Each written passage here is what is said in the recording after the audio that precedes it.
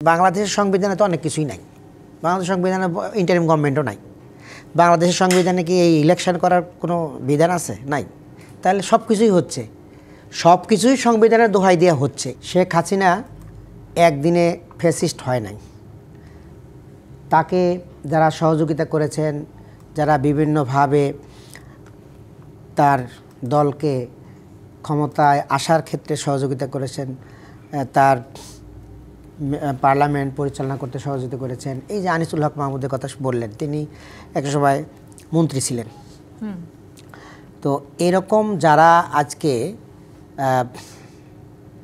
নতুন জোট গঠন করতে চাচ্ছেন, এরা মূলত একসময় আওয়ামী লীগের সহযোগী সংগঠন হিসেবে কাজ করেছেন এবং ফ্যাসিবাদের উত্থানের জন্য ভূমিকা রেখেছেন। আমরা মনে করি এই জাতীয় জোটকে গঠন করার সুযোগ দেওয়া উচিত হবে না। তো নতুন এবং ফিরে আসা গ্রাহকদের জন্য নগদে চলছে ক্যাশব্যাক সহ প্রতিদিন হাজারো উপহার জেতার সুযোগ। হবে আশা আর ফেরা, সারপ্রাইজ সেরা।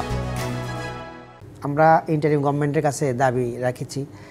আমাদের 5 দফা দাবির মধ্যে একটা আছে, যারা সেই সময়ে ফ্যাসিবাদকে সহযোগিতা করেছে সেই সকল মানে 14 দলীয় জোট যারা আছেন, এই দলগুলোকেও রাজনৈতিক অর্থাৎ এই নির্বাচনে অযোগ্য ঘোষণা করতে হবে এবং তারা কোনোভাবেই যেন ইলেকশনে আসতে না পারেন, কোনো জোটের মাধ্যমে অথবা এককভাবে।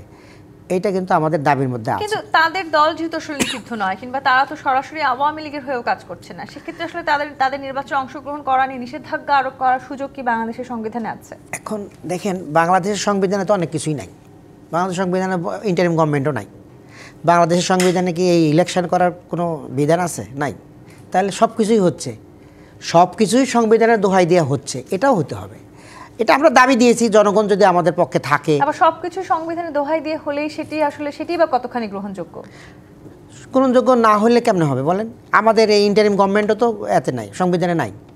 কিন্তু আমাদের যে জনগণের যে অভ্যুত্থান, জনগণ তাদের যে মানে সমর্থনটা দিয়েছিল এই সরকারের প্রতি, সেই জনগণের সমর্থন নাই। এই যে ফ্যাসিবাদের সাথে যারা সহযোগী ছিল তারা যেন নির্বাচন আসতে না পারে, এটা জনগণ চায়নি।